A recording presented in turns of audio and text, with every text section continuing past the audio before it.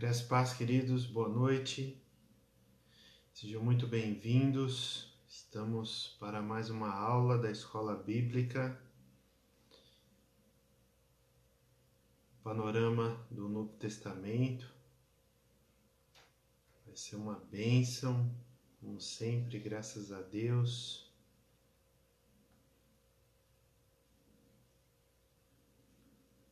Louvado seja pela vida de vocês. Tem sido um privilégio, né? A gente aprender aí um pouco mais da Santa Escritura. Amém. Vamos orar então? Pai, nós queremos te agradecer, Deus, pela tua graça e misericórdia, que teu Espírito Santo fala ao nosso coração, ministre a nossa vida, porque nós precisamos do Senhor, precisamos da tua graça, precisamos da tua misericórdia, precisamos ouvir, Senhor Deus, a voz do teu Espírito Santo, que o Senhor possa iluminar o nosso coração, para que nós sejamos, ó Deus, edificados pela Tua Palavra, que nós possamos nesta noite honrar a Tua Palavra, Deus, e glorificar o Teu nome. Nos ajuda, Deus, a cada dia, a ser pessoas, ó Deus amado, que possam refletir a Tua luz, na autoridade do nome de Jesus. Amém. Amém. Glória a Deus, graça e paz, sejam muito bem-vindos. A Vanderleia está aí, a Vilma, Cláudia Eliana, sejam muito bem-vindos. Feliz aí de ver vocês. Amados, vamos prosseguir então, né, a nossa proposta aqui do panorama bíblico. Passamos pelo Antigo Testamento, passamos pelo Novo, estamos agora nas últimas cartas. Então nós vamos ter agora essa série das 3 cartas do apóstolo João. Eu pensei até em fazer numa aula só, mas não tem como, né? Tem muito conteúdo, apesar das outras cartas ter somente um capítulo cada, mesmo assim ainda tem muito assunto para ser discutido, que são situações diferentes, né? Então nós vamos fazer com calma, como nós estamos fazendo, e depois temos Judas e finalmente o livro de Apocalipse. Então nós já podemos anunciar previamente que após o panorama bíblico nós vamos ter uma série do Sermão do Monte, ensinado pelo nosso Senhor Jesus Cristo. Graça e paz, pastora Beatriz, Valdelei, sejam muito bem-vindas. Feliz por ver vocês por aqui. E aí sim nós vamos entrar nesses 3 capítulos de Mateus, o Sermão do Monte, ensinado pelo nosso Senhor Jesus. Vai ser tremendo também, só que nós vamos fazer de uma forma bem calma, parágrafo por parágrafo, bem pausado, cada texto, cada contexto, nós vamos explicar, né, dentro desta hora. E por enquanto vamos fazer de uma forma online, né? Se assim Deus permitir. A intenção é fazer presencial, mas por enquanto ainda nós estamos online, respeitando a situação que nós estamos vivendo. Amém? Então, como nós já oramos, vamos direto ao ponto, né? Vamos direto ao ponto. Nós estamos aí com a lição, espero que você já abriu o seu estudo, que nós enviamos aí no grupo do WhatsApp.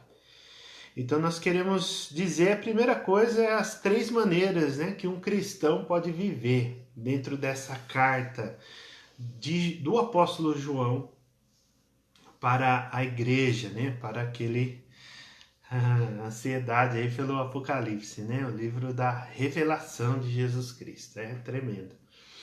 Então essas 3 maneiras de viver a vida cristã, primeiro é a forma de nós vivermos em sociedade.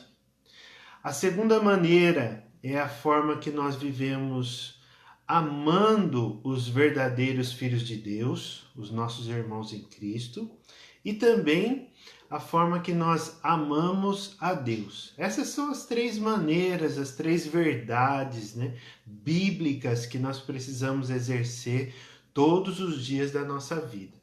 Então esse é o eixo, e a preocupação do apóstolo João é o quê?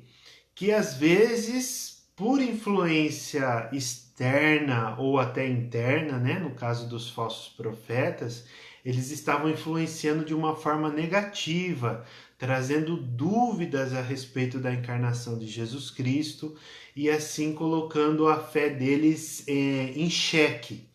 Então, com isso, o apóstolo João, ele quer, qual que é o objetivo dele? Trazer essa forma bíblica de servir a Deus, principalmente amando a Deus acima de todas as coisas e ao próximo como a nós mesmos. Então, isso é tremendo, amados, é tremendo o quanta coisa importante temos aqui. Também é uma outra sugestão, né, de carta que nós poderíamos fazer na escola bíblica, assim Deus permitindo também, de uma forma expositiva, versículo por versículo, porque tem muito conteúdo aqui.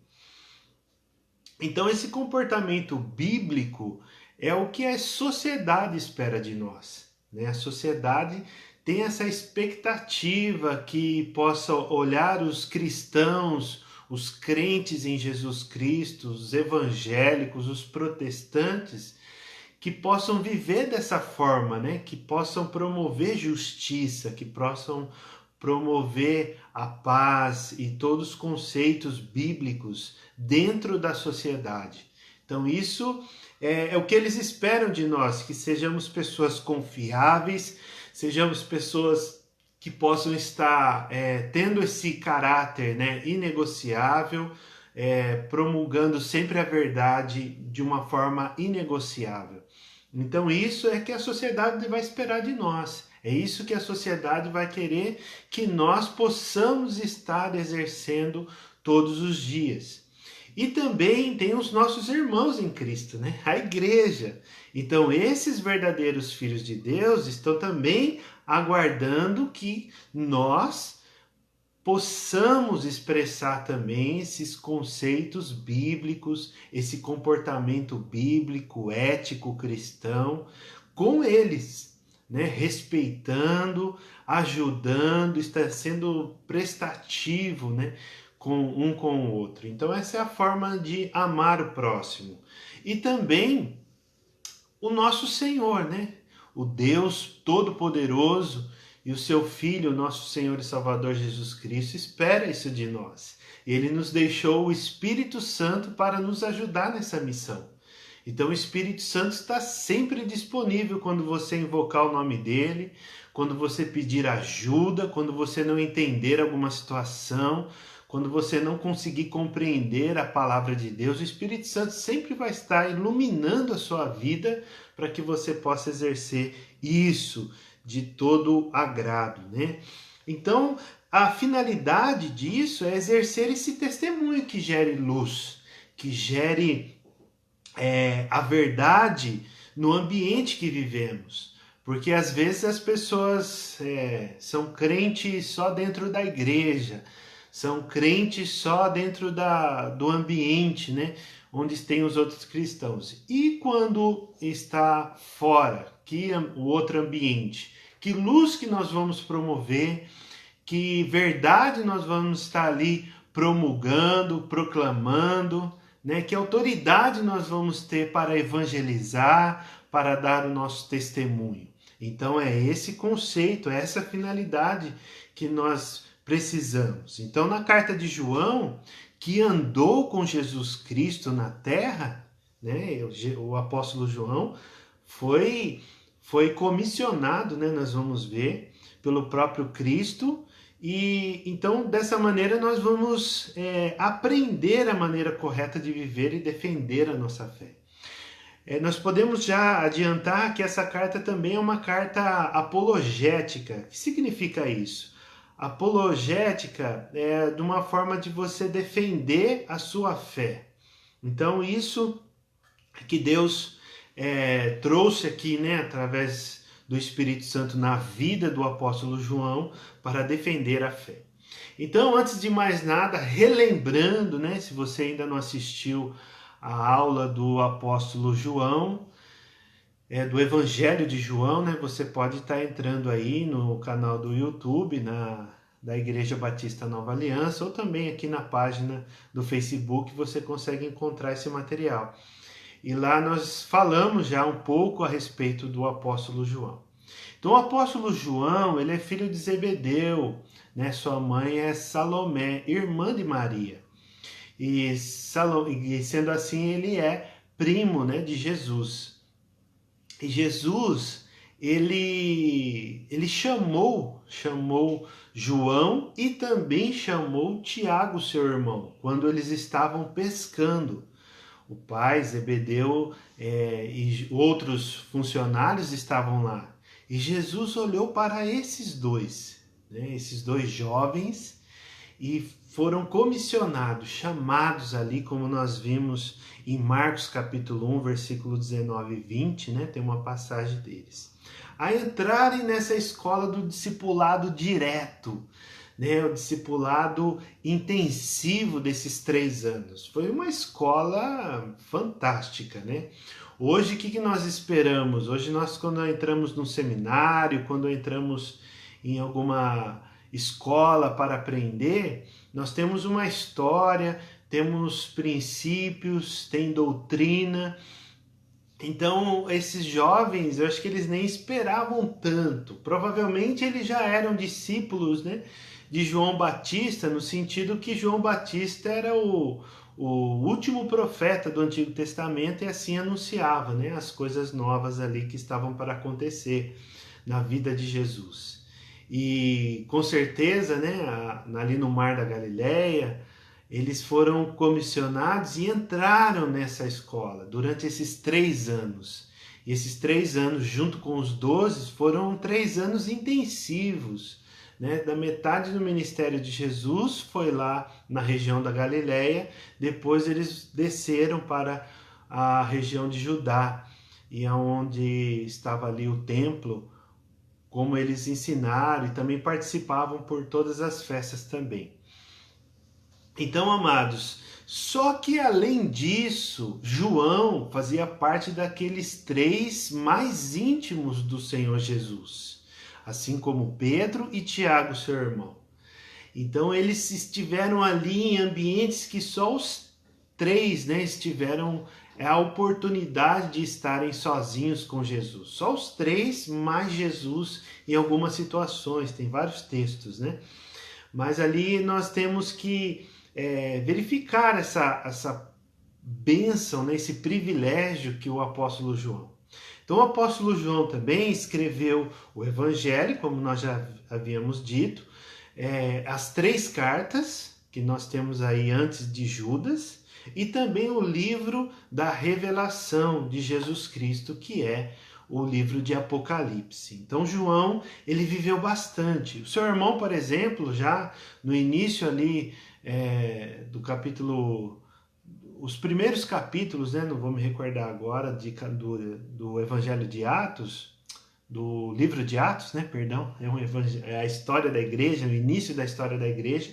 Ele foi morto, né, por Herodes. Então Tiago, ele foi ceifado mais jovem, né? Foi um dos mártires ali logo no início também. E depois nós tivemos outras situações, muitos apóstolos que morreram, né? Tem um documento chamado Didaquê, do 1º para o 2º século, e ele testifica essa história de como os 12 discípulos de Jesus foram mortos, né? Agora João, o apóstolo João não teve uma morte desse sentido, teve uma morte natural na sua velhice. Então a história diz que ele viveu muitos anos, morreu com cerca de mais de 90 anos, aponta até 98 anos de idade. Então ele viveu muito para quê? Para pudesse cumprir a profecia que foi dita por ele, né? Por Jesus, que ele ia viver bastante. Então, dessa forma, nós encontramos aí essa carta que o apóstolo João escreveu. Então, ela não tem início nem fim, né? Ela não tem aquela saudação do começo e também não tem aquela saudação encerrando a sua carta, como é de costume das outras que nós já vimos anteriormente. Essa carta, ela sinaliza, quando não tem essa introdução, ela sinaliza de uma forma assim, que João, ele já havia um certo conhecimento, já tinha um certo relacionamento, uma familiaridade com esses leitores. Então, não era necessário apresentar, né, colocar ali quem estava escrevendo, porque ele já era conhecido dos seus leitores. Outra similaridade que nós encontramos nesse contexto é a carta de Hebreus. A carta de Hebreus ele tem também a mesma forma, não tem uma saudação, não tem uma identificação de quem está escrevendo. Como também o apóstolo João, nós estamos considerando que aqui já é na sua velhice, seus leitores podem ser lá de Éfeso, onde ele fugiu provavelmente no ano 68, antes da destruição do templo, em Jerusalém. Ele já havia subido para lá e se alojado lá, junto com muitos outros cristãos que fugiam da perseguição do Império Romano. Então ali pode ser uma possibilidade, né? Possivelmente essa carta foi dirigida a eles. Ou antes, né? Antes do ano 70, que já é mais difícil. Porque aqui nessa carta ele chama bastante de filhinhos, né? Então filhinhos no sentido do quê? Que esse apóstolo é conhecido como apóstolo do amor. E ele sendo já bem velho, já de idade avançada, ele considerava aqueles discípulos de Jesus, a igreja, e tratava eles dessa forma, né, graciosa, aí, como filhinhos. Ele se considerando o presbítero mais velho ou o pai espiritual, vamos dizer assim, deles, né? Então por isso que trata dessa maneira. Então essa carta também tem uma outra curiosidade antes de nós entrarmos nela propriamente dito. Por quê? Porque essa carta, quem estuda as línguas originais, uma informação para você. Quem sabe você se desperte aí o desejo de começar a estudar o grego, né, bíblico, o grego antigo, que foi escrito aí na Septuaginta, traduzindo todo o Antigo Testamento. Às vezes, né, quem sabe. Então, quando o estudante do grego antigo ele começa ali a estudar as línguas originais, ele começa a traduzir do original, né, obviamente, essa carta de João, primeira carta de João. Por quê? Porque o grego não é tão sofisticado, não é tão polido, não é tão ali escrito como para eruditos, né? É uma linguagem mais simples, então tem mais facilidade dessas pessoas estarem traduzindo essa carta. Quem sabe, né, um dia você começar aí a estudar, você já vai ter essa informação, que vamos começar por essa carta que é um pouco mais fácil. Então, amados, nós temos essas informações, né, para passar aí para vocês. E João está aqui encerrando, né, a sua carreira. Vamos considerar que já no final, João está encerrando a sua carreira aqui. E vale lembrar que lá em 2 Pedro, capítulo 3, o apóstolo Pedro ele se esforça para que aquelas pessoas, seus leitores, provavelmente da província ali, né? Vou falar sim, lá no seminário teológico, né, Batista Nacional, que a gente está lá estudando, vai começar a estudar, tem aula de grego lá, dá para fazer sim, é bem interessante. Então, amados, ali nós temos a forma de encarar, né, essa realidade, de estar preservando ali a ideia, né, daquilo que eles aprenderam desde o princípio, desde o começo, nas primeiras palavras de Jesus, né, no início do seu ministério, da sua morte e também da sua ascensão, né, quando ele estava subindo, como nós vimos lá em Atos. Então todos esses valores estão ali grudadinhos, né, para que essas pessoas, já muito tempo depois, né, vamos dizer no final da década de 80, no primeiro século, ou no início da década de 90, já passando aí mais de 50 anos, vamos colocar aproximadamente aí 50 anos, meio século dos primeiros ensinos de Jesus. Então, para que essa informação, essa doutrina que Jesus estabeleceu como o reino de Deus, o evangelho, não se perca com o passar do tempo. Então a preocupação do apóstolo Pedro, a preocupação do apóstolo João, do apóstolo Paulo e de todos os outros que escreveram o Novo Testamento é essa, que essas informações valiosíssimas, cheias de informações importantíssimas, não se percam ao passar do tempo.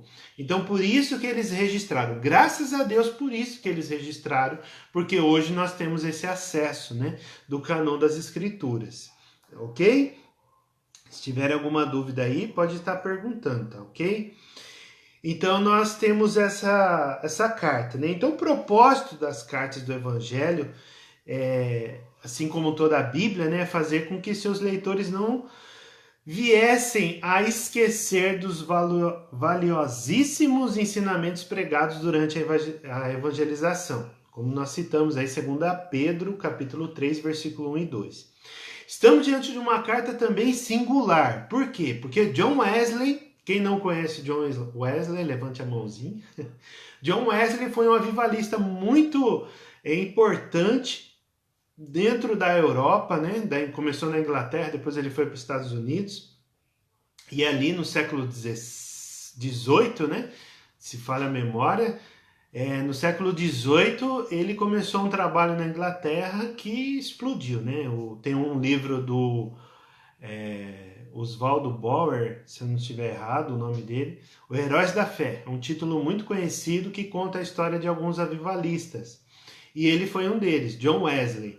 Que essa pessoa, né, esse pregador, John Wesley, ele fundou, vamos dizer assim, foi o fundador da igreja metodista.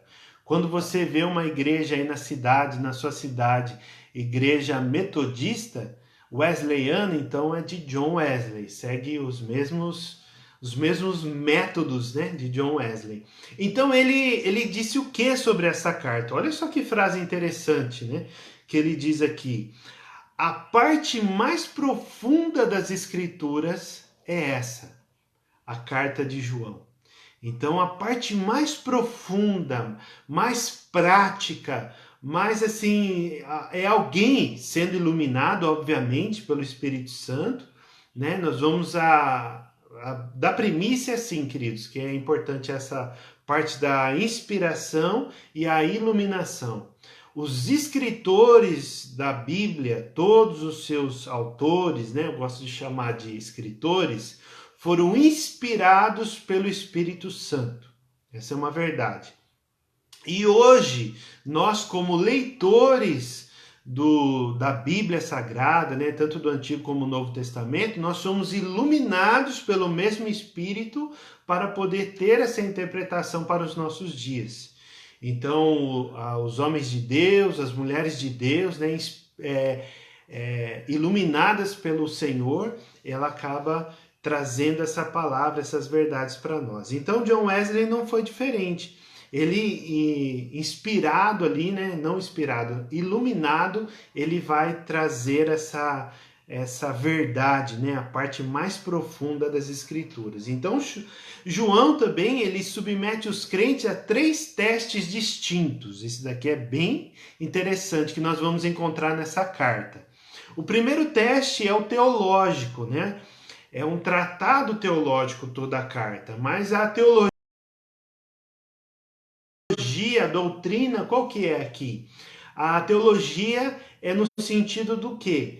Que as pessoas, seus leitores, crescem que Jesus Cristo é o Filho de Deus, o verdadeiro. Então, o Evangelho de João foi escrito aos não crentes, aqueles que estavam sendo evangelizados. É uma carta evangelística também, mas principalmente aquela região lá dos judeus. Mas aqui, queridos, nós vemos o quê? Nós vemos uma carta para os crentes já. Então vocês são crentes, então vocês precisam crer que Jesus Cristo é o Filho de Deus. Parece óbvio, né? Mas naquele tempo, como o evangelho era um pouco novo, né? Dentro desse conhecimento público, né? Vamos dizer assim, existia outras correntes que queriam combater isso. E hoje também tem. Mas dentro do nosso conceito, dentro da igreja de Jesus Cristo, quando você falar, você tem que crer que Jesus Cristo é o Filho de Deus, parece muito óbvio, né? Ah, não, mas isso é óbvio, isso não tem sentido para nós hoje. Mas naquele tempo tinha muito, e hoje ainda tem para os não crentes, né? E outro também teste era o teste moral. O que é o teste moral?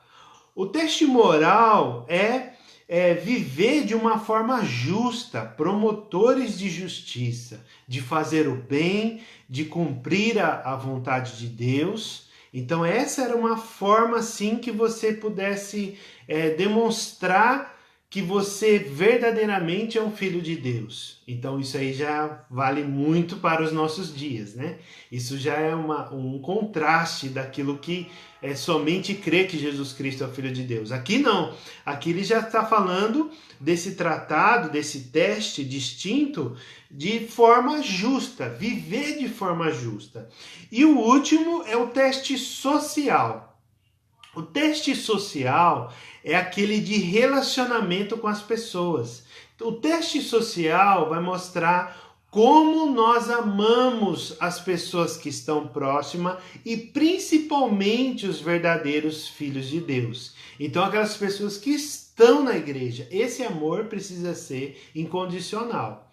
Você ter compaixão pelo perdido, você ter amor por aquelas pessoas, é válido, é bíblico, né? Aqueles que estão no mundo, mas os da casa do Senhor também é bíblico, mas é algo especial. Por quê? Porque retrata a família da fé. Então nós temos que amar uns aos outros, nós temos que respeitar uns aos outros, nós temos que ouvir uns aos outros e também nós temos que corrigir uns aos outros. Por que eu falo dessa correção? Porque é uma forma de você preservar aquilo que você acredita, você preservar o amor, porque aquele que ama corrige. O nosso Pai não é assim? É da mesma forma. Então você vai pegar a palavra e vai corrigir o seu irmão que está em pecado, que está trazendo essa condição difícil, está denegrindo, está dando um mau testemunho, está confessando uma fé que não é verdadeira.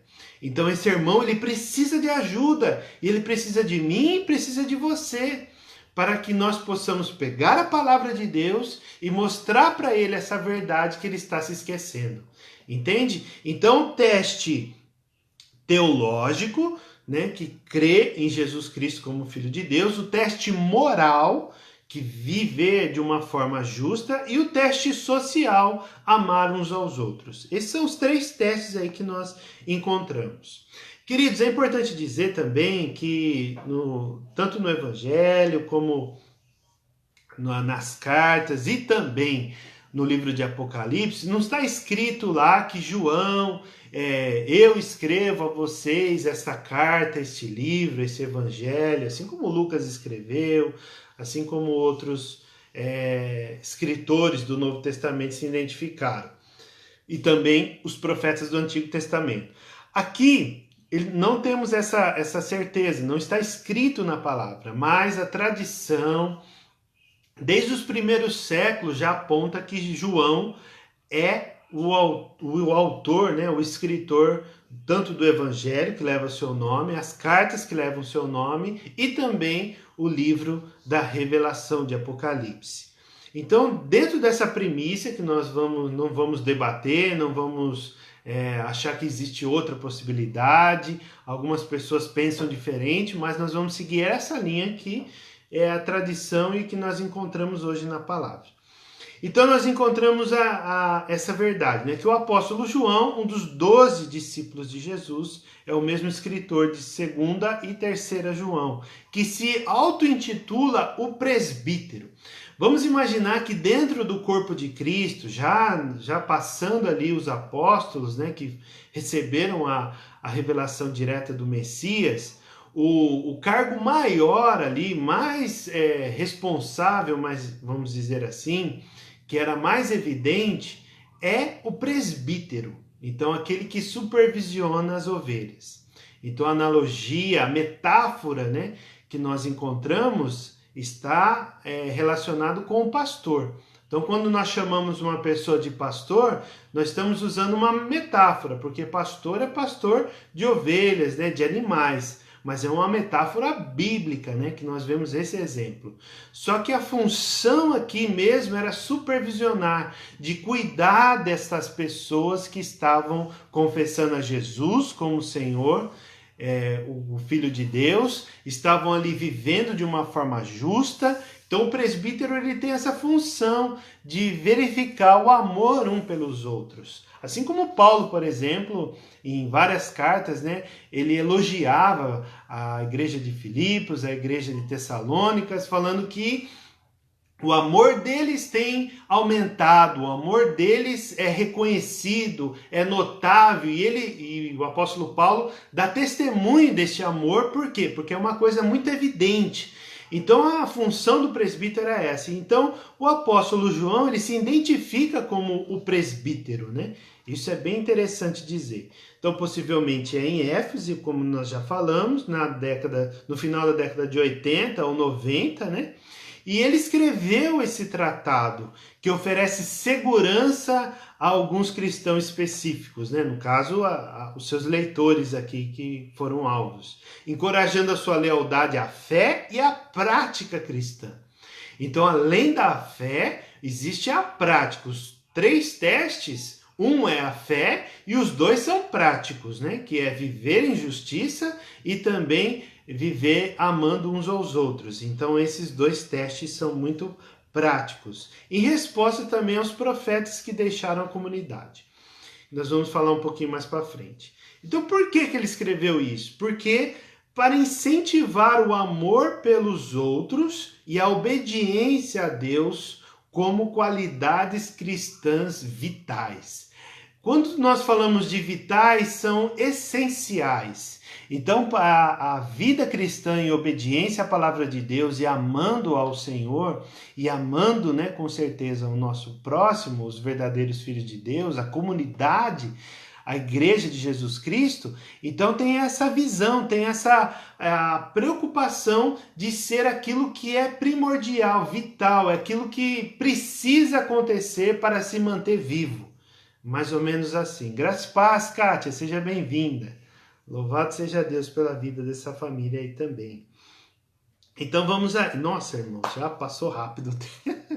Nem começamos ainda, né? Mas vamos aí. Então a fé no Filho de Deus nos assegura a vida eterna. Então a fé, dentro de tudo aquilo que nós já explicamos, o tema agora fica mais claro, né? Não tão óbvio, mas essa certeza dessa segurança da vida eterna. Né? A certeza, sempre como o apóstolo Jacó fala, é assim, você quando morrer vai viver no céu, vai morar com Jesus. E quem quer ir agora? Aí ninguém fala nada. Né? Não, eu quero ir para o céu, mas não precisa ser agora. Então essa certeza, às vezes tem algumas pessoas que têm dúvida disso. É uma coisa tão simples, tão óbvia, né? Para nós. Espero que você esteja aí com a sua Bíblia. Abra aí em 1 João, capítulo 1, versículo 1. Vamos ler aqui alguns versículos, né? Não vamos conseguir ler todos, mas alguns versículos. Do versículo 1 ao versículo 4 do primeiro capítulo da primeira carta do apóstolo João, diz assim: o que era desde o princípio, lá do início, e também de uma forma como Hebreus tratou, né? Lá atrás, antes da fundação do mundo, o que ouvimos, então, ouviu o testemunho, ouviu aquilo que ele ensinou, o que vimos com os nossos próprios olhos, o que contemplamos e as nossas mãos apalparam, tocaram. Então, olha isso, ele está querendo enfatizar o que aqui o apóstolo João? Falando, filhinhos, eu estava com o mestre, eu vivi ao lado do mestre. Eu ouvi tudo que o mestre, eu comi junto com o mestre, eu caminhei ao lado do mestre, eu fiz todas as coisas que nós fazemos juntos aqui como igreja, eu fiz com o mestre. Então ele está trazendo o quê? Ele está trazendo essa autoridade para falar, para pregar aqui, para escrever essa boa nova, né? o apóstolo João para a sua igreja. E aí tem uma explicação no começo aqui, né? No versículo 2 é uma chave que está ali. E a vida se manifestou, o verbo da vida, né? Encerra o versículo 1, o verbo da vida. E a vida se manifestou, e nós a vimos, e dela damos testemunho, e anunciamos a vocês a vida eterna, que estava com o Pai e nos foi manifestada. Então, olha só como começa essa carta maravilhosa. Versículo 3, o que vimos e ouvimos, anunciamos também a vocês, para que também vocês tenham comunhão conosco, todos juntos, todos na mesma fé, na mesma justiça, no mesmo amor. Ora, para esse tempo, a nossa comunhão é com o Pai e com o seu Filho Jesus Cristo. E escrevemos essas coisas para que a nossa alegria seja completa. Então, qual que é a ideia do apóstolo João aqui nessa introdução, sem ter saudações, né? Ele está querendo dizer o quê? Está querendo dizer aqui que eu tenho autoridade para falar com vocês, primeira coisa. A segunda é que essa autoridade foi dada pelo próprio Cristo quando nós vimos Ele, quando nós apalpamos Ele, quando nós andamos com Ele. E esse Messias que gera essa vida eterna, esse Messias que está ali exalando, né, a eternidade. Então os olhos deles contemplaram essa manifestação. E para que essa alegria seja completa, que a igreja saiba disso. Saiba daquilo que eles estão ouvindo que vai conduzir à vida eterna. Amém, queridos? Aí do versículo 5 em diante, nós vamos agora pular, né, algumas partes aqui, senão não dá tempo. Ele está dizendo o quê? Ele está dizendo que até o capítulo 2, versículo 2, é o segundo tema, né? O primeiro tema foi esse, dessa saudação, do prelúdio, né? E agora nós temos o segundo tema, que é sobre o pecado e perdão. É interessante dizer que é bem conhecido, né, essa parte, né, se você tiver algum pecado, confesse, que Jesus é como advogado, né, que vai entrar com essa intervenção para te defender junto ao Pai. Além disso, né, que nós lemos, nós podemos explicar que o primeiro assunto está relacionado a andar à luz. Andar na luz quer dizer o quê? Andar nessa verdade, nesse princípio que foi manifestado para mantermos a comunhão com Deus. Então essa comunhão com a igreja e a comunhão com Deus depende de andarmos na luz. Nós temos que ser pessoas que estão defendendo essa verdade.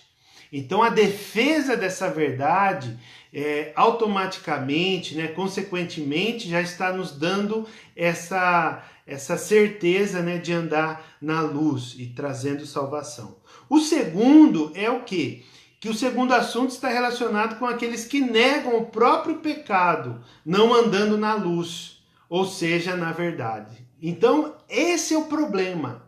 Esse é o problema. Além de não estar andando com essa verdade do Evangelho, com essa verdade que os apóstolos ensinaram, com essa verdade que foi testemunhada pela igreja, com essa verdade que os profetas do Antigo Testamento anunciaram.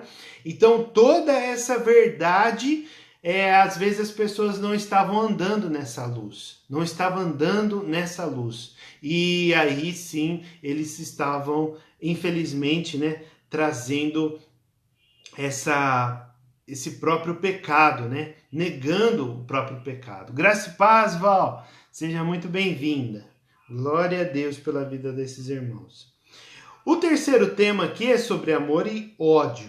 Aqui a coisa começa a pegar, né? Do capítulo 2, versículo 3 até o versículo 11, nós temos o quê? Agora nós podemos observar 3 assuntos nesse texto. Primeiro, andar na luz, na verdade, né? Significa ser obediente aos mandamentos de Cristo. E o que enfatiza nessa carta toda? Amar o próximo. Então, João vai estar argumentando várias vezes que a maneira que nós demonstramos que temos amor a Deus é amando o próximo. Esse é o ponto.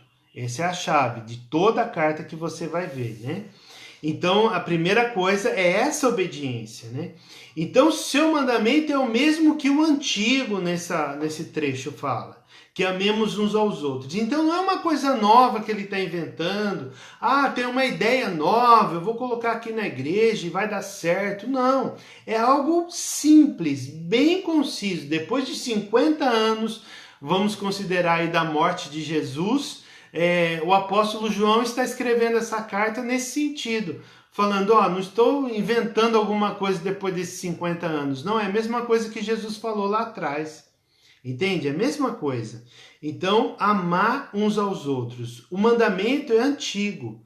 Se nós andamos na luz, nós obedecemos a esse mandamento que não é tão novo assim que eu estou inventando, mas é algo que já existe.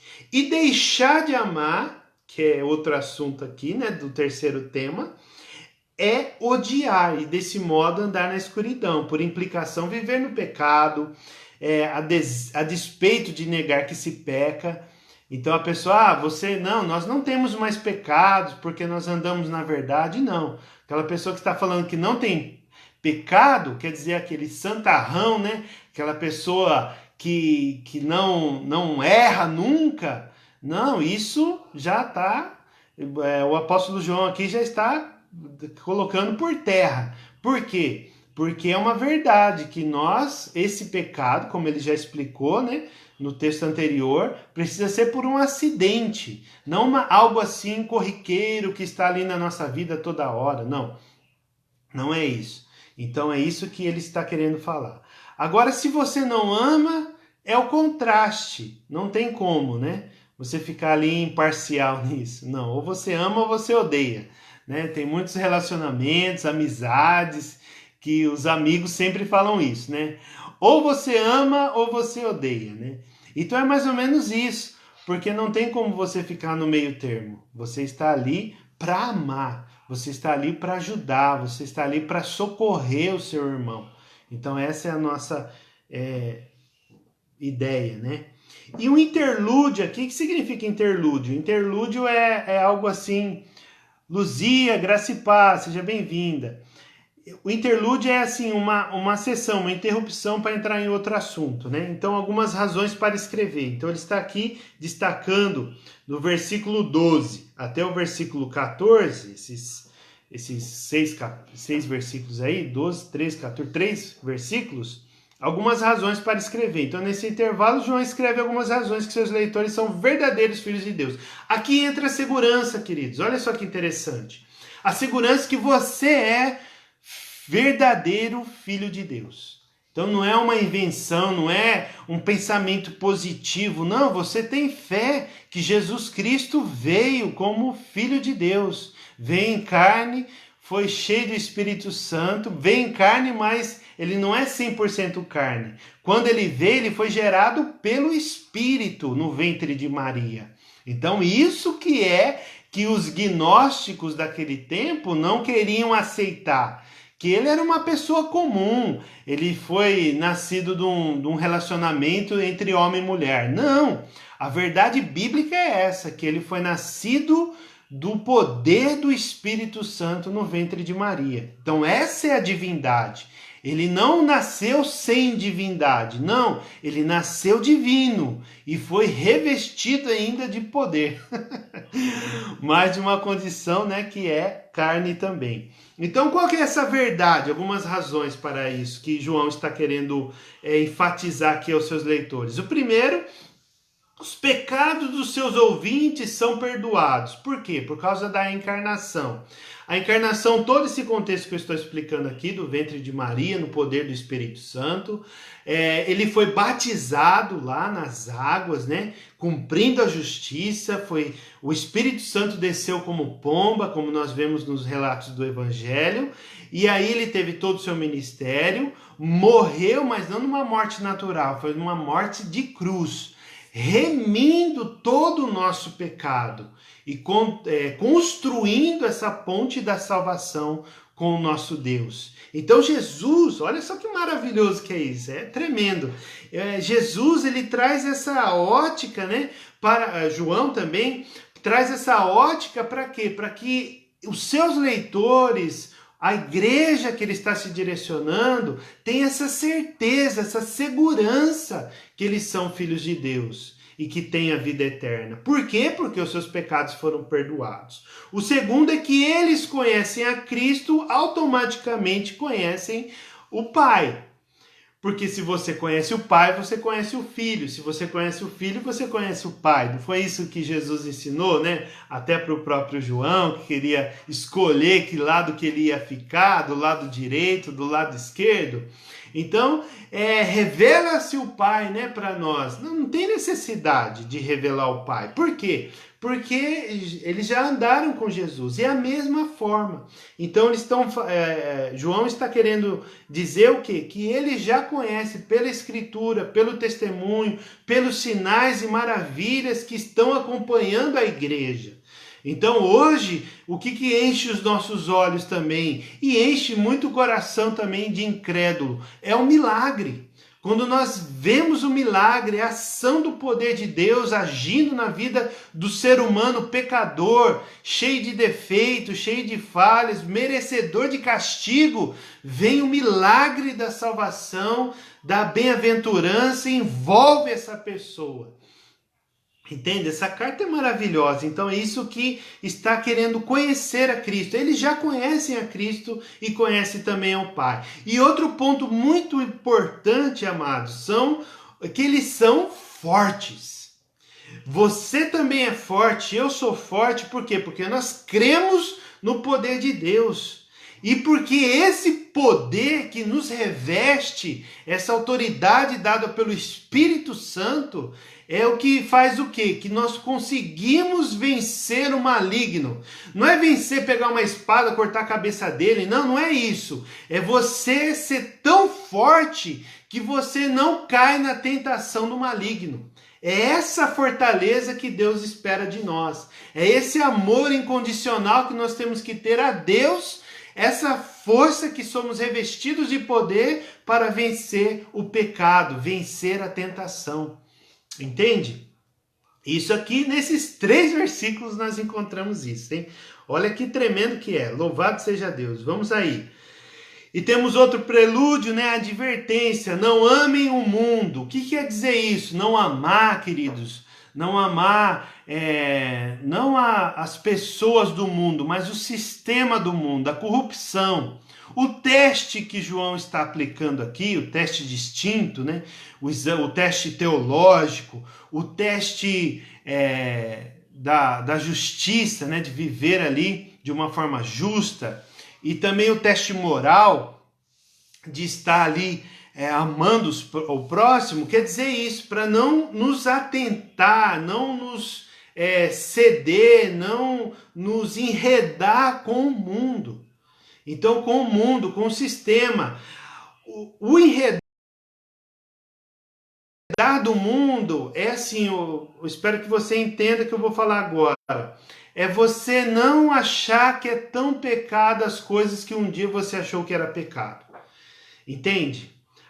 Isso não é tão errado.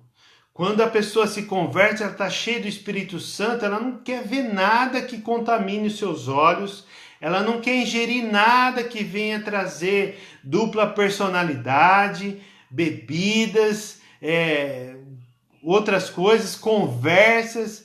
E hoje você fala, não, hoje eu já sou maduro, né? Hoje eu tenho o poder de Deus, eu consigo resistir isso. Isso também não é tão pecado assim. Então, quando nós nos deparamos com essa situação, quer dizer o quê? Que nosso coração já está influenciado. Nosso coração já está inclinado para amar o mundo. E aqui, qual que é o intuito do apóstolo João? Não amem o mundo. A concupiscência dos olhos, né? A concupiscência da carne. Então, essa vontade, esse desejo de achar que aquilo não é tão grave assim. Então, é essa perspectiva aqui que João está querendo advertir os seus filhos. Então, o amor em questão tem a ver entre os irmãos e as irmãs, e não com as coisas do mundo. Esta seção prepara a advertência que vem a seguir também do próximo texto, como também antecipa a outra seção do capítulo 4. Então, A ênfase é o quê? O cuidado do amor às pessoas, os verdadeiros crentes, os verdadeiros filhos de Deus. Essa deve ser a prioridade. Porque se isso não for a prioridade, outra coisa vai querer substituir esse desejo no nosso coração. E, consequentemente, vai estar ali e se enredando, né? Não se importando, indo em festas, sem a preocupação de proclamar o evangelho. Não tem problema de você ir numa festa que não seja cristã. Não tem problema de você ir num casamento. O problema é você não se posicionar como crente. É você não se falar a verdade do evangelho na oportunidade que você tem. Por quê? Porque ali não é ambiente.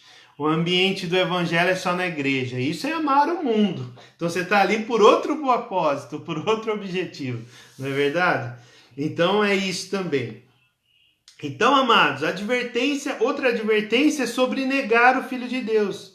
É uma outra repetição, né? A maior preocupação de João com seus leitores é que esses enganadores que estavam lá e depois saíram da igreja. Olha só que interessante. Esses falsos profetas que não estavam crendo que Jesus era o Filho de Deus, estavam misturando a filosofia daquele tempo lá junto com o cristianismo, junto com a palavra de Deus, como eles fizeram com o helenismo. Então ali aquela miscigenação, né, entre gregos. E ali eles estavam querendo fazer o quê? Eles estavam querendo enganar. E eles saíram dali. Eles saíram dessa igreja, só que foram para outros lugares. Vamos dizer assim, uns missionários do engano. Então eles eram os missionários do engano que estavam ali falando mentiras, né, como se fossem verdades. Então a preocupação de João é essa, para que eles, como eles partiram, abalassem a fé daqueles que ficaram. Então, quem ficou? Quem ficou na igreja? Quem ficou? Então, essa igreja que ficou, né, precisa estar sendo guardada pelas Escrituras. Precisa estar sendo protegida. O supervisor, o pastor, o apóstolo, o presbítero, o diácono, o evangelista, o mestre, quem quer que seja que está ali liderando, exercendo um encargo, ele precisa sempre proteger a igreja com a palavra. Isso é supervisão. É isso que é a função do pastor. A palavra de Deus, ensinando a palavra sempre, um tempo e fora de tempo, pregando em tempo e fora de tempo. Por quê? Porque essas informações que vêm de fora, essas informações que não pertencem ao espírito que confessa Jesus Cristo como Senhor e Salvador, o espírito do engano, o espírito do anticristo, ele está querendo o quê? Influenciar na igreja. Então o pastor vai estar ali cuidando, o presbítero vai estar ali protegendo esse rebanho com a verdade bíblica. Amém? Essa é a nossa arma. Essa é a nossa arma de defesa, né? E também a nossa arma de ataque.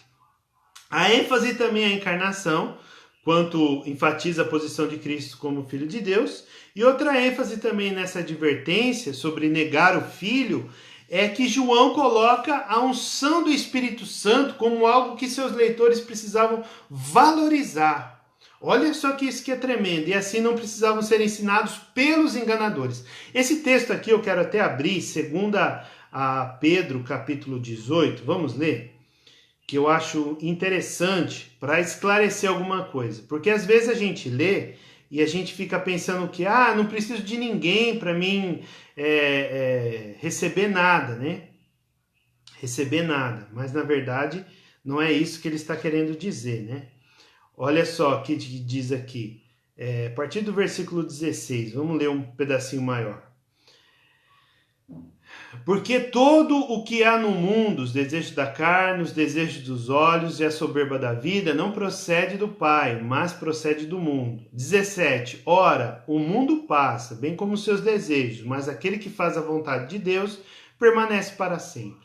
Versículo 18. Filhinhos, aí ó o paizão falando, né? Filhinhos, esta é a última hora. E como vocês ouviram que o anticristo vem, também agora muitos anticristos têm surgido. Por isso sabem que é a última hora. Então o anticristo é aquele que nega a encarnação de Jesus, aquele que nega o Cristo, né? O Messias, Jesus Cristo, nosso Senhor e Salvador. Eles saíram do nosso meio. Então quer dizer o quê? Que eles não estão mais lá, não estão mais na igreja. Já saíram, graças a Deus. Mas não eram dos nossos. Porque se tivessem sido dos nossos, teriam permanecido conosco. Mas eles se foram para que ficassem manifesto que nenhum deles é nosso. Mas, olha só o contexto, é isso que ele está querendo dizer aqui. Versículo 20, mas vocês têm a unção que vem do santo, e todos têm conhecimento.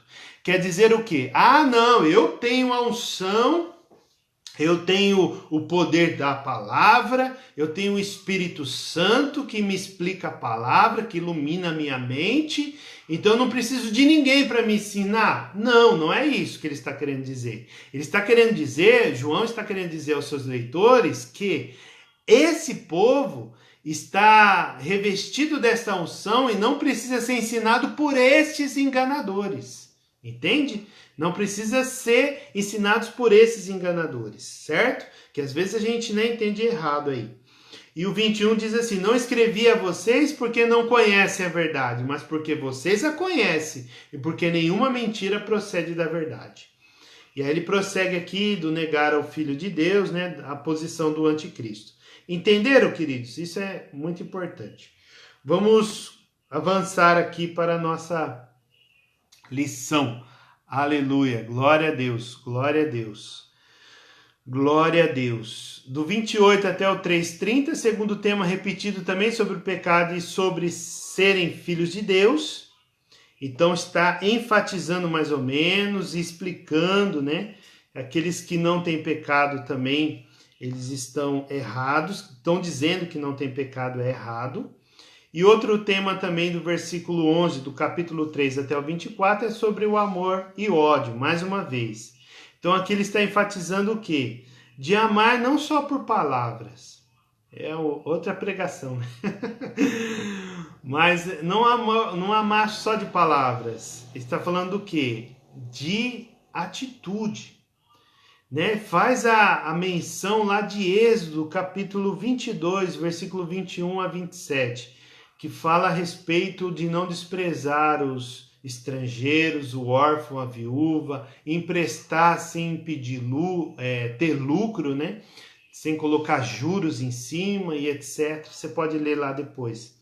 Então isso quer dizer o quê? Atitude, prática, né? Amar praticando a justiça de Deus, praticando a misericórdia, praticando o amor.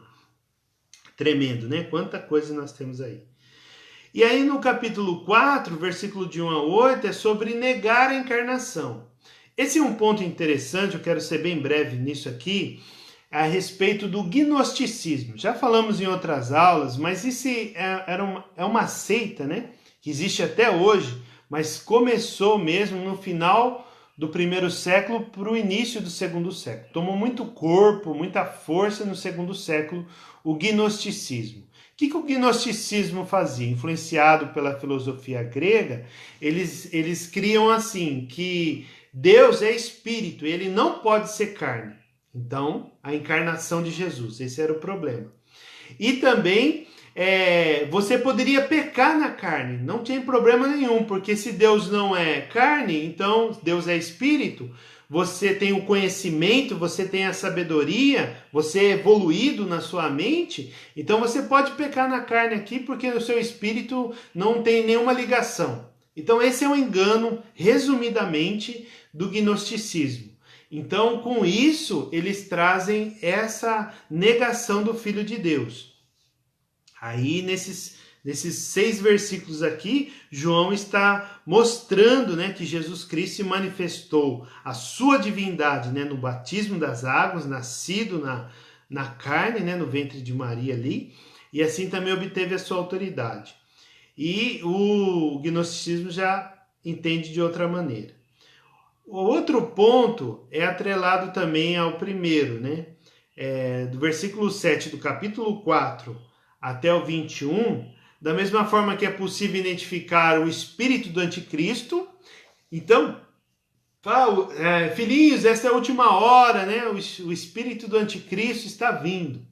Então, o João falou isso na década de 90 do primeiro século. Então, veja bem, quase 2000 anos atrás, João falou isso. Então, esse espírito do anticristo, propriamente o nome diz, é o espírito da iniquidade, o espírito que está indo negando a Jesus sempre, sempre está negando a Jesus em toda a nossa história. Então, nós temos essa certeza que ele existe, está negando a Jesus, né? E aqui a preocupação dele é o quê? De identificar também os verdadeiros filhos de Deus. Como que se identifica aquele que ama a Deus? Aquele que ama o seu irmão. Óbvio, né? Como nós vimos todo o enredo. Porque essa sessão, ela está no entorno do ensinamento de Jesus, lá de Marcos capítulo 12, por exemplo, dos versículos 29 a 31, que fala de amar a Deus acima de todas as coisas e ao próximo como a ti mesmo. Então, isso que João ali está querendo colocar em prática na vida dos seus discípulos, né? Na vida da igreja que ele está se direcionando. Então, como pode o cristão amar a Deus que não vê e não amar o seu irmão que vê? Entende? É bem simples, né? Mas é bem isso mesmo que ele está querendo dizer aqui.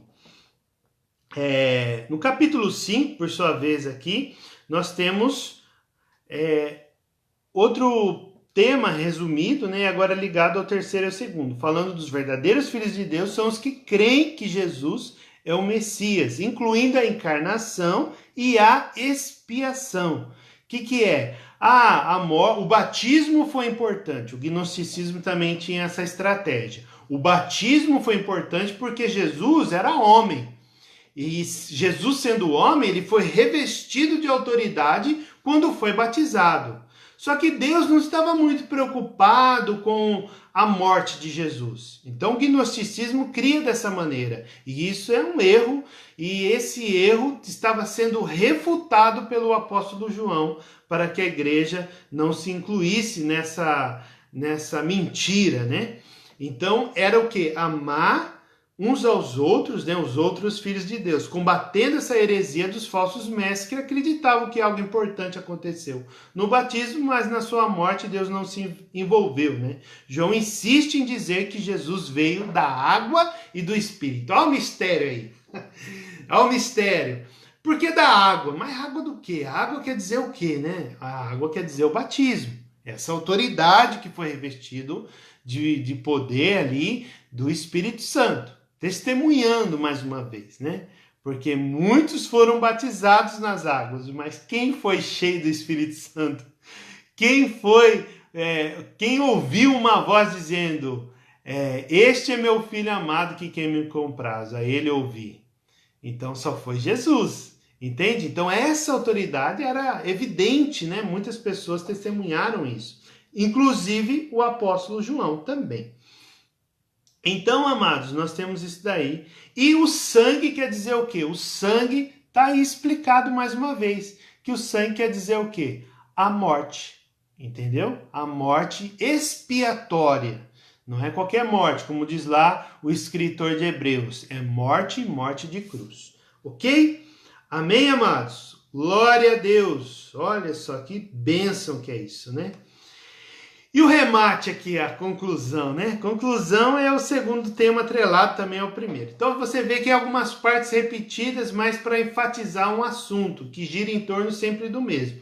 Amar a Deus acima de todas as coisas é o nosso irmão, promovendo aí e crendo que Jesus Cristo é o Filho de Deus. Então João, em seu encerramento, assegura algumas verdades das quais ele enfatizou no decorrer da carta. João também retorna ao início quando diz sobre o pecado e os verdadeiros filhos de Deus que têm a vida eterna.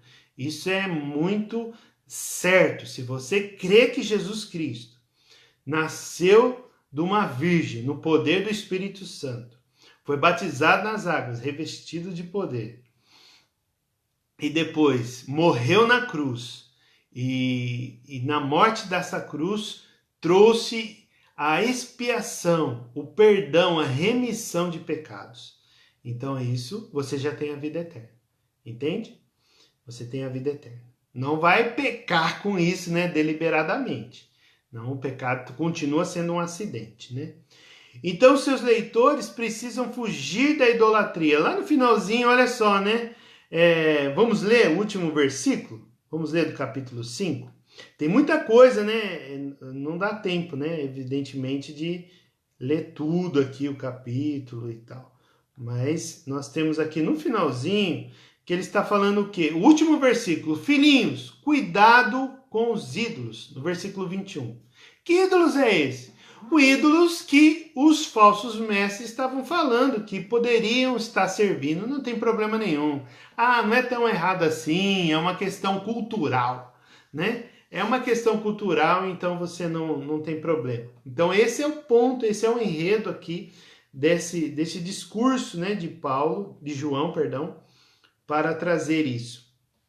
Então, fugindo da idolatria, então quer dizer o quê? Que eles estavam se destituindo, separando completamente dos falsos profetas. E concluímos que, diante de todo esse panorama maravilhoso, né, valiosíssimo, apenas desses 5 capítulos, olha quanta informação, tem muita coisa aqui que nós poderíamos falar, mas a gente está fazendo só de uma forma bem superficial, né? Só arranhando aqui a superfície, né? Tem muita profundidade. Mas podemos concluir que o amor de Deus está entrelaçado ao amor ao próximo, não de palavras, mas de ações, atitudes, né? Atitudes. Então, ação social, evidentemente, é atitude. A ação social é, com certeza, aquilo que Deus espera que a gente faça para o necessitado, para aquela pessoa que está ali passando por dificuldade. Isso é bíblico, isso é legítimo, né? E no nosso tempo é aceito por toda a sociedade, né? Veja bem, que toda a sociedade contribui voluntariamente com alimentos, com algumas outras coisas para o bem-estar do próximo. Por quê? Porque isso é um bem comum dentro da sociedade. Até pelos ímpios, né? Eles contribuem, né? Com o seu coração corrupto, achando que vai ter lá o seu desconto no imposto de renda, mas contribui, mesmo assim contribui. Mas nós temos essa certeza e também a certeza de ouvir a palavra, ouvir o nosso irmão, ouvir a confissão ali do seu graça e paz, pastor Adilson, seja bem-vindo. Então ouvir ali a sua lamúria, a sua dificuldade, né? Ouvir o seu sofrimento, isso faz parte também de amar não só de palavras, mas de atitude. É você ter tempo para ouvir, tempo para parar o que você está fazendo e ouvir. Qual que é a sua dificuldade, irmão? O que você está na peleja aí? O que será que eu poderia te ajudar? Então é isso que às vezes a gente acaba passando desapercebido, né? A certeza também que somos filhos de Deus. É evidente quando nós cremos, né, em Jesus Cristo, que veio da carne, foi batizado nas águas, entregou a sua própria vida em amor na cruz, a fim de trazer a remissão dos nossos pecados. Com isso, devemos viver para agradar a Deus e servir o nosso irmão.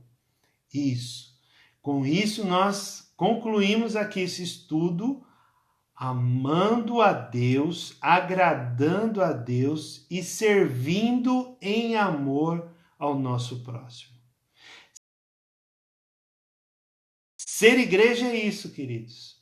Ser igreja é colocar a prioridade da família da fé, é colocar o seu tempo, é colocar a mão no bolso para ajudar o seu próximo, né? Se você dizima na casa do Senhor, esse dinheiro está também uma porcentagem revertida para a ação social. Então, tudo isso, queridos, nós precisamos ter esse coração voluntário para amar. Amar em tempo, amar em fora de tempo também. Tá certo, queridos? Eu louvo a Deus pela vida de vocês. É um privilégio, né? Falar desse amor da palavra de Deus E na semana que vem, se assim Deus permitir, nós estaremos falando sobre a segunda carta. São apenas alguns versículos, mas tem muito conteúdo também para estar explicando aí para os irmãos. E se você tiver alguma dúvida, pode colocar aí, registre aí. Se você tem um pedido de oração, coloque também aí nos comentários para que a gente possa estar orando. Em o nome de Jesus, nós vamos fazer isso agora. Amém? Pai, nós queremos te agradecer, Deus, por esse privilégio. Oh Deus, nós nos sentimos regozijantes, felizes demais, bem-aventurados, ó Deus. Essa é a verdadeira felicidade, fazer aquilo que agrada o Senhor. Fazer aquilo que nós fomos chamados para fazer, ó Deus. Fazer aquilo que amamos fazer. Isso é uma felicidade incomum, Senhor. E que o Senhor, ó Deus, nos capacite toda vez que nós formos anunciar a Tua palavra. Que os nossos irmãos possam ter esse prazer de explicar a Tua palavra para aqueles que estão próximos deles, ó Deus. Em nome de Jesus, nos ajuda a amar ao Senhor acima de todas as coisas e amar ao próximo, servindo Ele com muito amor, ó Deus. Em nome de Jesus, abençoe a vida de cada um, Deus, da Eleonora, do Edson, Senhor Deus, do Antônio, em nome de Jesus, Pai, que essas vidas sejam tocadas pelo Teu poder, trazendo alívio, Deus, arranca o sofrimento, arranca a enfermidade, Deus, remove a dor, ó Deus, porque pelas pisaduras de Jesus Cristo nós somos sarados. Nós oramos por essas pessoas porque nós cremos no poder da oração, nós cremos no poder que está no nome santo do nosso Senhor Jesus, e esse Senhor Jesus é que traz cura, esse Senhor Jesus que traz libertação, Pai. Que haja libertação na vida dessas pessoas e que, ó Deus, o Senhor entregue a salvação para cada uma delas, em nome de Cristo Jesus. Amém. Amém, queridos? Louvado seja Deus, muito feliz de ter vocês conosco por esse tempo, a Luzia, que chegou agora há pouco, graça e paz, é muito bom, muito importante ter vocês, a Cátia, todos vocês, né? É sempre bom falar da palavra de Deus, né? E não é diferente falando da carta de João, uma carta importantíssima. E semana que vem, se Deus assim permitir, estaremos aqui nova uma vez. Graça e paz, Juliana e Welton também, sejam muito bem-vindos e abençoados, cada um de vocês, a Vilma, que esteve aí conosco, é bênção demais, né? Bênção sem mistura, a Valdirene, louvado seja Deus pela vida de cada um. Tá bom, queridos? Deus abençoe, graça e paz, até a próxima semana.